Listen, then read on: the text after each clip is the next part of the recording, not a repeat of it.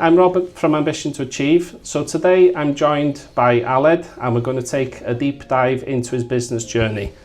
So Aled, do you want to introduce yourself and tell us what you're building? Yeah, my name is Aled Edwards and I'm the founder and managing director of How's Dad, or Sut Ma Dad in Welsh. So I'm trying to build a community based around men and fathers, supporting their mental health. As the name suggests, I predominantly work with fathers. I follow my own experience and own difficulties dealing with mental health and postnatal depression. I wanted to provide a space where men come together and create that community space where we support each other, because we always find that there's not that same support that mums generally have. So it's about allowing men to have that same sort of environment.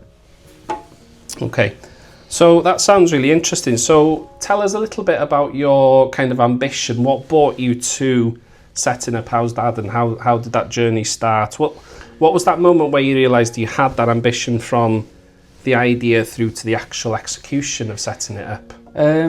So this isn't actually something that I've always believed in, not believed in, but not always had that ambition or something that I was striving towards.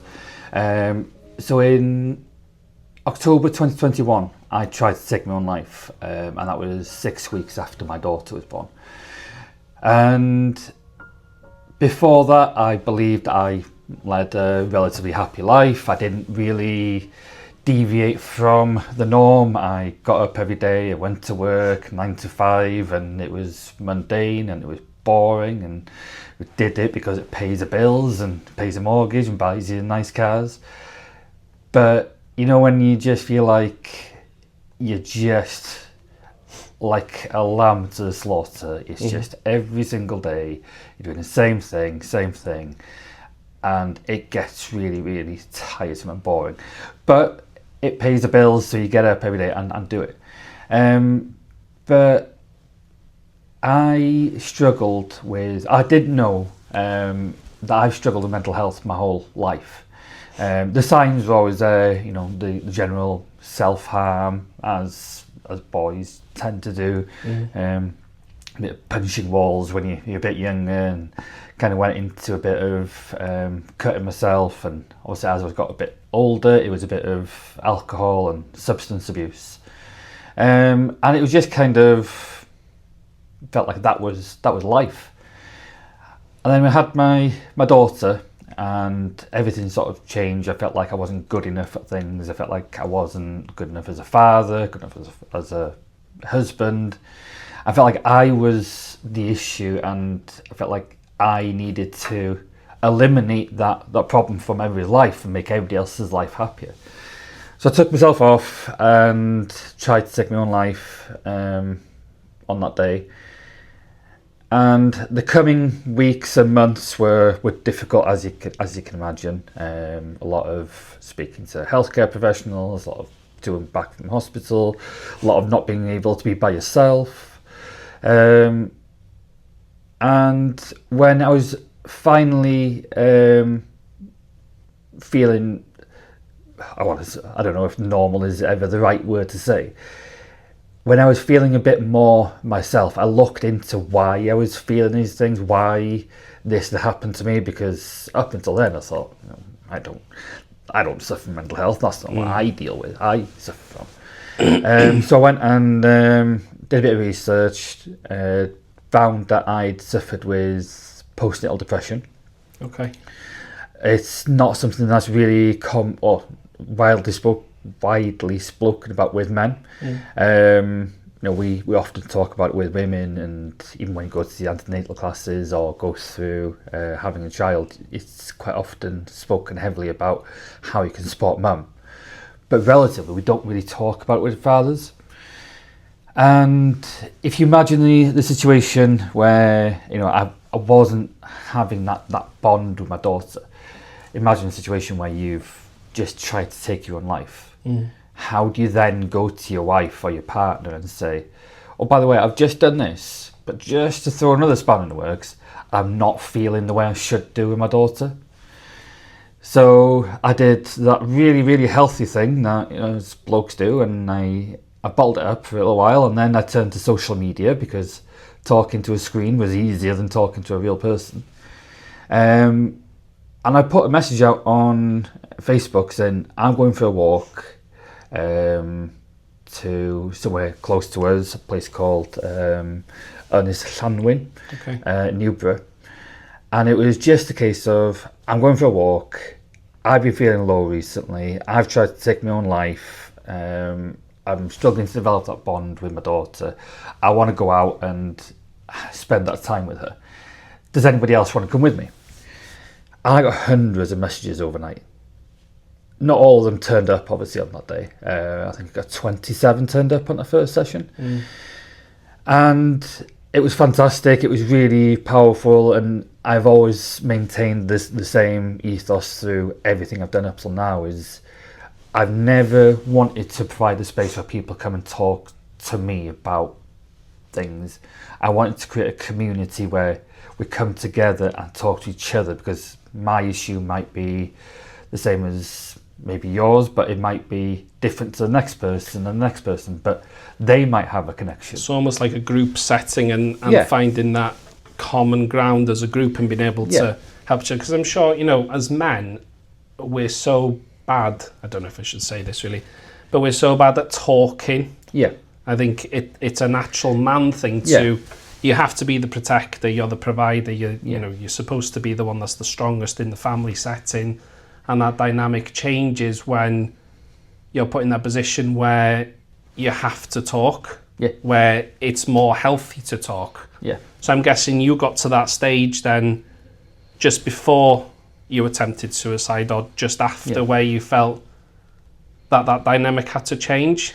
Yeah, definitely. And it's one of the bits of research I've been doing is if you look at when mum becomes pregnant and she goes through that hormonal change. A lot of people don't realise that men go through a hormonal change as well. They go from that hunter-gatherer, what we sort of, as men, it's pre-wired into us, isn't it? Yeah, to then becoming that nurturing person. And a lot of men find that process really difficult and find that once the child comes, that their responsibilities within that family dynamic has changed. They've gone then maybe from being just them and the partner to them, baby and partner, and that shift from, well, you're my everything, to now, actually, no, you're not my everything, this child's my everything, and you're kind of pushed to the side a little bit. And a lot of men don't understand how to process that feeling. So this was about providing spaces where men can come and discuss how they're feeling, discussing any difficulties, but also just somewhere to go out and do something with the children. Because I find that a lot of the sessions that are out there, they're tailored through the lens of a mum. You go see stay and play sessions, and I say this to everybody: men do not want to be sitting in a circle holding hands singing Kumbaya. We want to be out, we want to be doing that hunter-gatherer, we want to be out in the forest, on the beach, on just outdoors doing stuff with our children, stuff that we found stupid as a kid, but we want to do that with our kids, climbing trees. So that's what we're trying to achieve with this. But yeah, like I said, this was never something that I'd thought my whole life that I want to do. It was following my suicide and attempt and my postnatal depression diagnosis. When I looked for that, I was almost looking for like an AA meeting. I think I've spoken to you about this before, like looking for an AA meeting about, I want to go somewhere and I want to talk to somebody about how I'm feeling, but I don't want to talk to my wife about it because I've already put her through all that. Yeah. And the more I looked, it's like, well, there's actually nothing there. Yeah. So it came pretty quick. The idea came quite quickly after that. Well, if there's nothing there, I feel like I still need that support, and I'm sure other men need that support. So why don't I just bite the bullet and just create that support? Yeah. So you filled the gap in a way. Then I suppose, you know, when you look at men's mental health, I mean, it's getting better now, but in years gone by, you know, the scene was quite complex. Yeah. There's generic mental health support, there's talking therapies, but there isn't that, you know, when you look at kind of medical research, and I don't want to go too much into medical things, but being outdoors is obviously much better, and, you know, using, as you say, skills. So doing things that you might have done with your father when you were a child, carrying that tradition on, being that provider of fun and safe space for your kids. And I suppose if you're doing that with How's Dad as a group setting, it can only be a positive for other fathers to have, you know, somebody like yourself that they can trust in. I remember the early days when we've known each other for a few years now. In the early days, that's what How's Dad was, wasn't it? You'd have those weekly, sometimes monthly walks. And, you know, what was the impact, I suppose, what I'm leading on to here, what was the impact of those early days in having those walks? Because you've moved slightly away from that now. I have, and you're more one-to-one kind of support. So training, what was that? What was the impact from there? What made you go through that transition to move away from the outdoor group settings with dads? So just before I get into that, I completely agree with the medical side of it. I mean, if you do look at the medical side, there is lots and lots and lots of studies that show that the oxytocin levels in mum is higher when she's nurturing, but it's highest in dads when they do the rough and tumble. So having spaces like this where they can go and develop that bond with their children is really, really important for not only dad's development as within that family dynamic, but also within that child as well. It's really important that child has that experience of rough and tumble. It isn't just has a nurture. Otherwise, we've seen that child will then grow up to be scared of going out and scared of a lot of different things that they may have missed out on because father didn't have that opportunity. With really early on, that's all I wanted from the How's Dad, was to go out and have these stay and play sessions, have these weekly and monthly walks, where it was about developing that bond. Because I struggled with that bond with my daughter. It was about not only creating a bond between me and her, but also giving the other fathers that same opportunity that we wouldn't normally have. I have gone away from that a little bit. I do try and do them when I have the free time, which is almost never at the moment. That's a precious gift at the moment, isn't it? Getting that free time, how busy you are.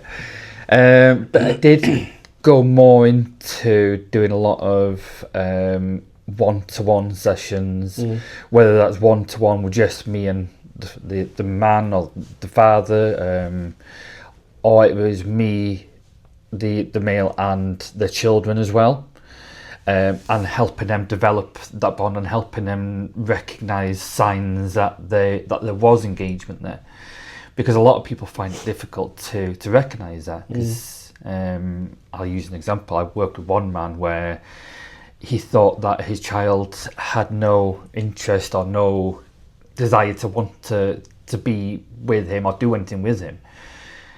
And yet we went to a cafe, we had a cup of coffee, and he went to the toilet, and that whole time that child was just there looking, followed him, visually followed him to the toilet, looking where he was going, making sure he was where he was, and then followed him all the way back. And once I pointed out that to him, he's like, "Oh, I had no idea. I didn't think that she even wanted me here."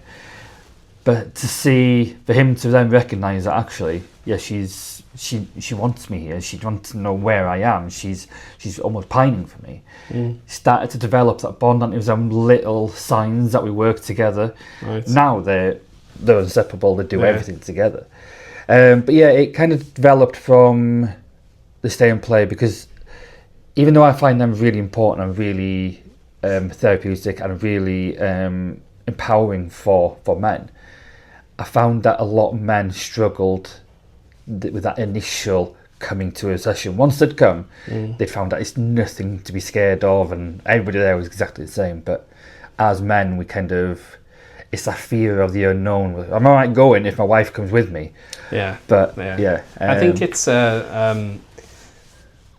definitely my experience, obviously, working with yourself for the few years that we have, it's breaking down those barriers, isn't it? Would you say now that attendance, so over the last 2 years, would you say that attendance is better now and you're making an impact in the area of breaking those barriers down for men to actually go, do you know what, it's safe to go to one of our lads groups without anybody, I can just walk in and be myself. Do you think that that's improved over the last few years? Yes and no. I would say yes, because of the way I've changed how I do them, to be, not that they weren't inclusive, but to be a little bit more inclusive and a little bit more self-aware of what the men need. Okay. So before, it was a case of, this is a men's group. Whether they have children or not, it's a place for men to come and go for a walk and enjoy just being outside and doing stuff together and having that chat. What I found was I was getting messages from women saying, my husband really wants to come, but he's a bit anxious about coming by himself. Do you mind if I come and just hang back? So he almost created a double group where men would come and we'd all be part of the group and we'd all have a chat and we'd all do stuff and get together. And about 50 yards behind us would be a group of the women, wives of or the the wives and partners who were It's there. interesting, isn't it? Yeah. So did that group then, the female group, form another bond as well as a group of mothers supporting their husbands or partners? Yeah. I don't know if it's they've officially set themselves up as a group, but I believe that there's some of them who are still really close friends and developed that bond. So that's a good impact then. You think about, obviously we go back to ambition, that's the key message to all of this, is obviously you've created something there where men's ambitions can be realised through that group setting, but also then by bringing their partners and wives with them, it creates a secondary ambition to that, because they have a group where the females can talk about what it's like to support their husbands, and hopefully then that alleviates maybe pressure in the future for women who maybe don't know how to kind of deal with their husbands if they are having a period of instability or mental health problems. Then hopefully that empowers and creates that impact. So exactly. What would you say then, looking at your situation from when you started 2 years ago now, isn't it? Just over 2 years formally. There's, in 2 days' time, it will be the 2-year anniversary from when I officially got that letter saying that it is a registered company. Right, okay, so So 2 years then, you've got a little bit of, you've got a fair bit of kind of history behind you. Obviously the situation now is very different, and you've spoken there about what made you take that leap. I'm guessing, without putting words in your mouth, that obviously you found purpose through pain, and you found a way of working with that pain and turning it into something positive for somebody else. Yeah, definitely. I mean, really early on when I started this, I was still going through therapy. I was still having my counselling sessions, and everything was still really raw about the suicide attempt, but also aspects of my childhood which had caused pain throughout my life. But that first session was, I 100% agree with that first session was what gave me purpose. It wasn't about just sitting back and just coasting through life and being a sheep anymore. It was that sense of, I've achieved something today. I've brought a load of guys together who have never sought that support before, and that sense of purpose, that sense of, oh my god, I can't believe I've done that, was kind of what powered me on to to carry on, even through the really difficult times, was that first session of this could actually save lives. Yeah. Yeah. I suppose then, obviously, you're a recognised social enterprise, as we know. Yeah. And, you know, something that you do in a social enterprise is be able to prove your impact. I suppose that's got to be one of the main strong impacts if you have managed to get a man to a point where they were deciding upon suicide. Yeah. To then come away from that, obviously that, you know, that's got to be a massive impact on their life and their, you know, Yeah. the family around them. So how do you do you document that impact, or does that impact, is that something that you're aware of as your impact, and is that kind of like you're motivated to keep on going?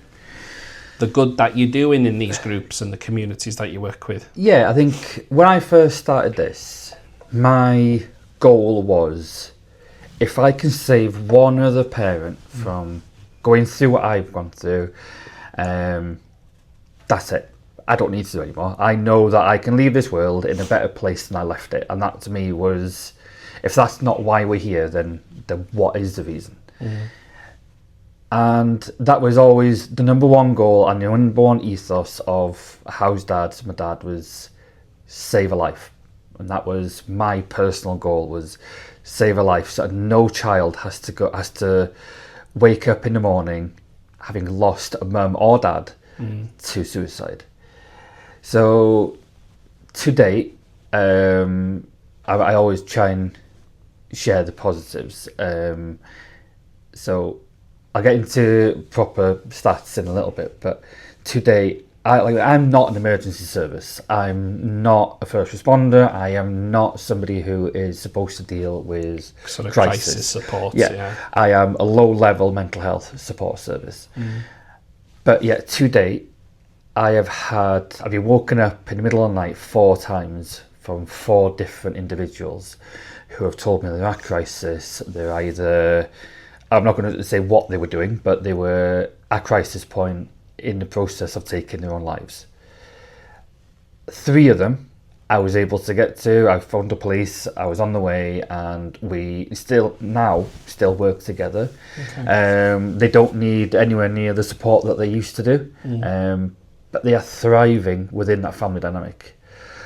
One individual messaged me not because he wanted saving, but because he didn't want his family to be the ones who found him. Right. And that, for me, is the biggest lesson that I have taken from everything that I've done. It's not all the people that I've helped. That one that I've lost has taught me more than anything else before that, because it taught me boundaries. Because before that, I'd saved three lives. I mean, who can say that they've saved 3 people from taking their lives? It's an amazing impact, isn't it? And how do you, like, obviously that must have an effect on you personally and your mental health. How do you deal with that? It did. It really did. And I'll admit, I was close to stopping after that. I didn't know if I could take that loss again.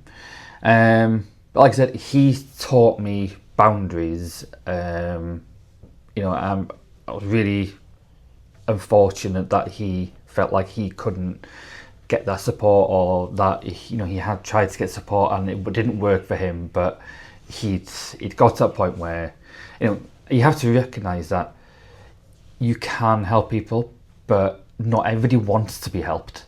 Some people have already made their mind up, and it needs to recognise and set them boundaries up and say, okay, I now know that I can't save everybody. And that is okay, because not everybody wants to be saved. And it is the harsh reality of it, is I've got to protect myself. I've got to make sure that I can still function as a human being, get up the very next morning and get myself off to work and do an 8-hour shift. That has to be a business, in a way. I mean, we speak about, in these interviews, we speak about business assets, and that's one thing that I always champion, is your mental health becomes a business asset, and it should form part of your business plan. And like you say, you have to put those safeguards in place to safeguard that asset, because it's important, really. I mean, a lot of good work going on there, and obviously behind all of this, you know, that there's an ambition in you to, as you said, save a life and create a network that men and, as you said, women feel comfortable in. And, you know, that it's nice to see that it's developing beyond that dad's support to actually being mum's support as well. So thinking about obviously the successes, what would you say has been the hardest part of the journey, and were there ever moments where you thought, actually this isn't working? Yeah, lots. This is the difficult part, isn't it? Obviously it's nice to talk about the success and the ambition, but there's clearly another side to it as well. Oh, there is, yeah. I mean, if anybody was to come on here and say I've at no point did I think I was going to stop, I think the line. There've been a number of times where I've thought, and the only reason I've actually thought these feelings were because of funding. So really early on, I knew, like I said, I'd found my purpose. I knew what I wanted to do. I'd set up a house dad, so my dad as a recognised social enterprise, but there was no real funding. So I was still working full time in a completely different role, and the money that I was making towards that, quarter of that money was going in to fund the house dad stuff. And as you can imagine, that caused quite a few arguments at home. Financial burden. Yeah, because we were already, you know, we don't live, or I don't, the work that I do day to day, it doesn't pay a huge amount. We don't have a lot of disposable income. And like a lot of other families, at the times we live breadline to breadline. And then didn't take a quarter of that wage to put into your dream or your passion. It was just like, what are you doing? And sometimes as well, at that point, you know, I speak to a lot of founders and entrepreneurs. At that point, it's that you're starting that journey, but you don't really know if it's going to work or not. So that investment goes in blind, doesn't it? Yeah. Because you don't know what the outcome will be from that investment. And, you know, I think that becomes the hardest part of those first few years. Definitely. You know? It's like, where's the next bit of money going to come from? Where do I need to go for funding? And I'm happy to talk about this. There was a lot of imposter syndrome going on, because if you look at my story, I'm not, I don't want to say educated, but I went to primary school, I went to high school, I went to college. I'm a plumber by trade. To me, I have no right being in this industry because I've had no experience in it whatsoever. So why am I going to get funding over some of the big organisations who already work within the mental health sector? Yes, they work predominantly with mothers, but if you look at charities and sort of counselling charities and stuff like that, like, why am I going to get funding over them? So there's a lot of imposter syndrome of, am I doing this? Am I kidding myself? Am I good enough to do this? And I think the biggest thing for me was, I found that after my suicide attempt, that before my suicide attempt, I was very conscious of what people thought of me. I was really worried that people didn't like me or people didn't want to know me, and really an insecure boy from childhood up until my late 30s. I was always striving to help other people and get people to like me. And when you say it out loud, it sounds so, I honestly use the word pathetic, because that's how I viewed myself. I felt pathetic because I wanted people just to want me in their lives. So I would do everything and anything. But since the suicide attempt, I realised that actually I don't care anymore. What I've done to myself is far worse than what anybody else could possibly do. So why am I bothered what they think? Why don't I just try? If I fail, I fail. Who cares? What are they possibly going to say that is worse than what I've already said to myself? there is nothing. Nobody can criticise me more than I already criticise myself. Yeah. So why don't I just give it a go and see what happens? Yeah, I mean, you know, it's interesting you should say that. I think these conversations I have with people, and when you get imposter syndrome, obviously it's a mindset, isn't it? But I think when you throw yourself into going, you know, head first into imposter syndrome, and it does change you, and that mindset, you know, a positive change, and then you become the person who's unstoppable, really, because you don't care what people think about you. No. You know, as you say, when you have that pain in your life and, you know, things that you've gone through, whether it's childhood trauma, suicide attempt, or anything really that creates pain, you take yourself back to that kind of mindset of you've been through that pain and nothing really else matters. Yeah. And that's what changes that kind of imposter syndrome, doesn't it? And it gives you that strength. And I do think, you know, you need to go into things head first to be able to tackle that in your mind, because it's just a change of mindset, isn't it? Yeah. So obviously there have been difficulties. Yeah. As we know with social enterprises. I'm not going to go too much into it, but you know, we're living in a fraught time really when it comes to public funds for social enterprises. So, you know, I can imagine that is a challenge really. So what would you say, you're at the end of year 2 now, going into your kind of, you know, start of year 3, which is fantastic. Starting to get over that threshold of the worry now because things are starting to take hold.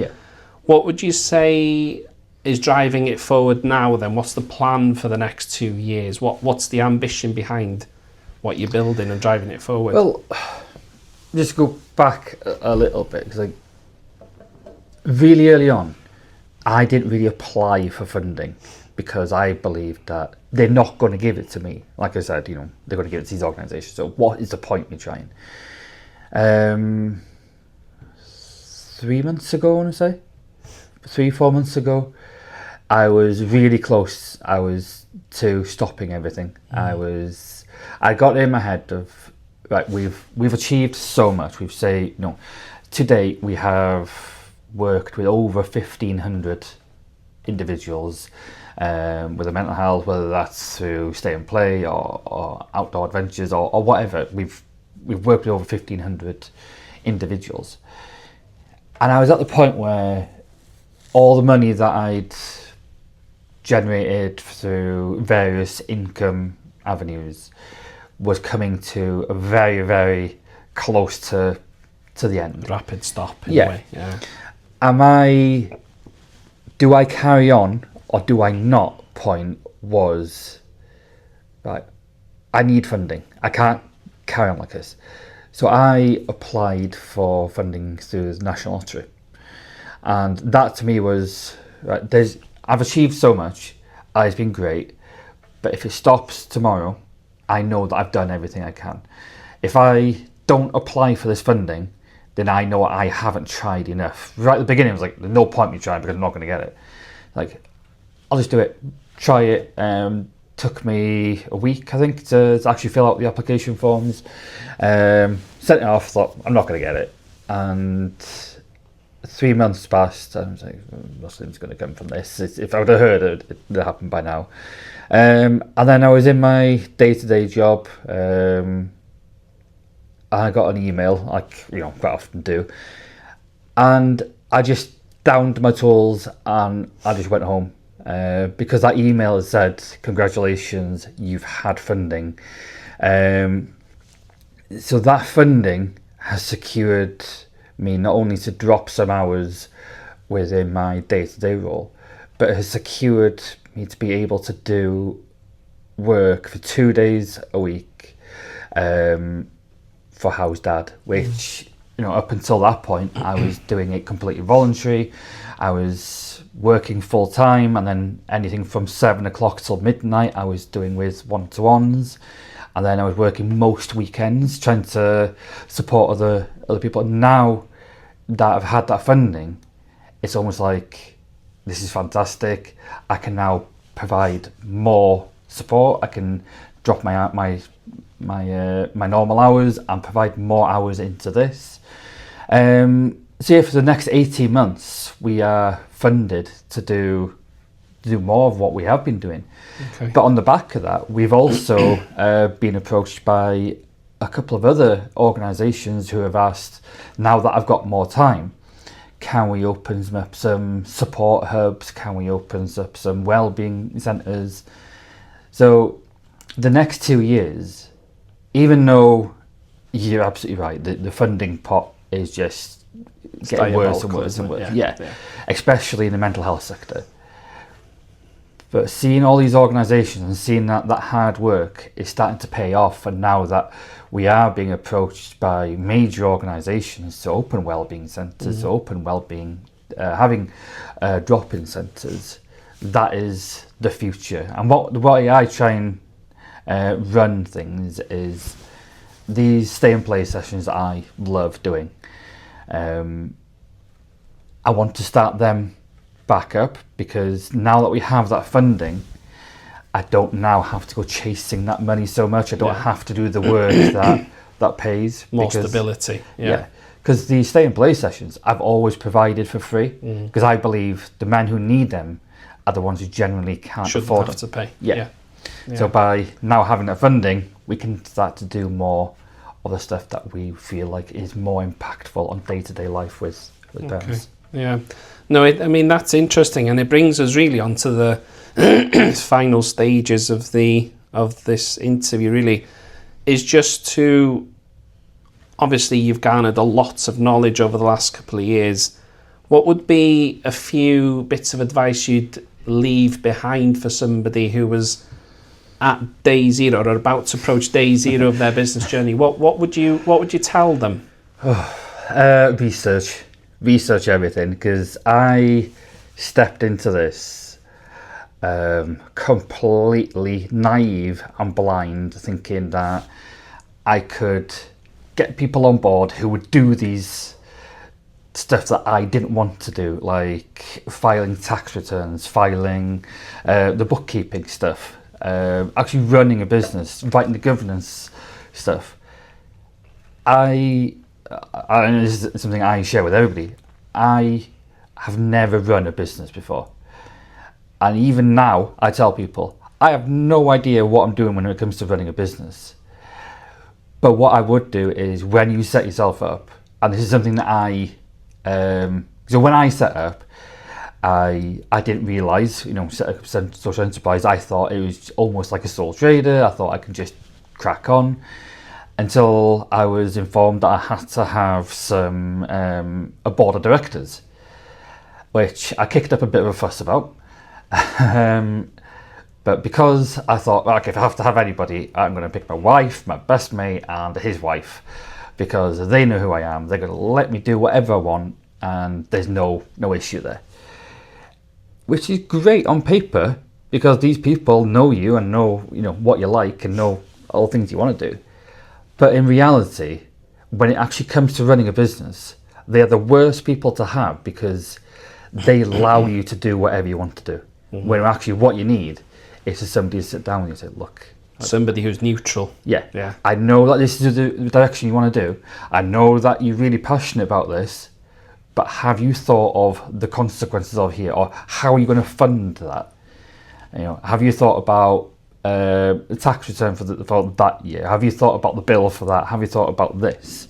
Whereas having that impartial person for me was always, or somebody I could call upon, was always what was missing. And now I've got what I believe. I've still got my wife. I can't really sack her off the board of directors. I think that might she's be in for life now. Yeah. That's it. No turning back. No. So she's still there, but she's there as my support. Yeah. Which, doing this work, and you're backing. You always need that support. But I've got people in place who I can count on, who do the specific things that they need to do. I think that's what was missing, and I think going forward, if anybody's considering starting up, whether it's a social enterprise or as a sole trader, is do your research into what you actually need before you just jump in both feet first, rush it, and then halfway through realise, actually, I'm not going to make any money at this, and then work 20-hour days just to try and make ends meet. Yeah. I guess, I mean, you know, that conversation is an interesting one. It's one that I hear often about, you know, you can't do things alone, as you found out. Obviously, in the early days, you had family and friends, which is great for that initial setup. But what you need is you need the skill sets. You need people with the passion, the same passion as you, and the skill set and the knowledge to be able to slot into the things that you can't do. Because, you know, we can't all do everything.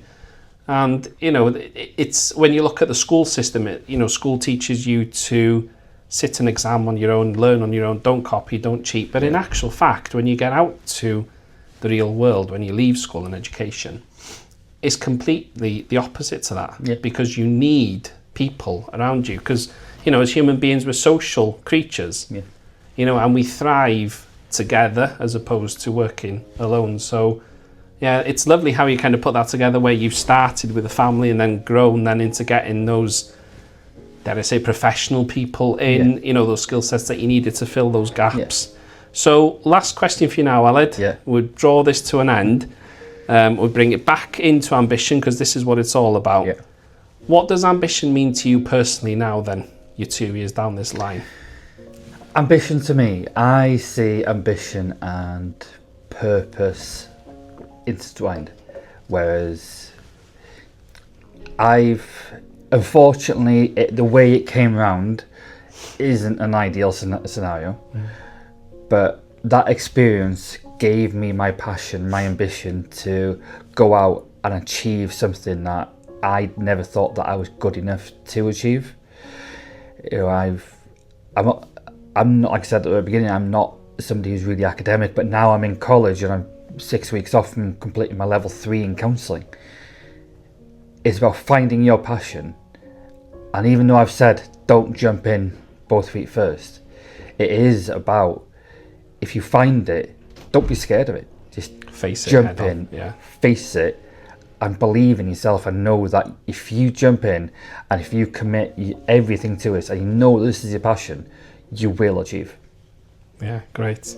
That's great advice. So that brings, I think, it naturally to an end there, and thank you for coming today. It's been great sitting down, talking to you finally. I know we've had this on the cards for a long time, but we both finally had the opportunity to sit down and do it. So thank you.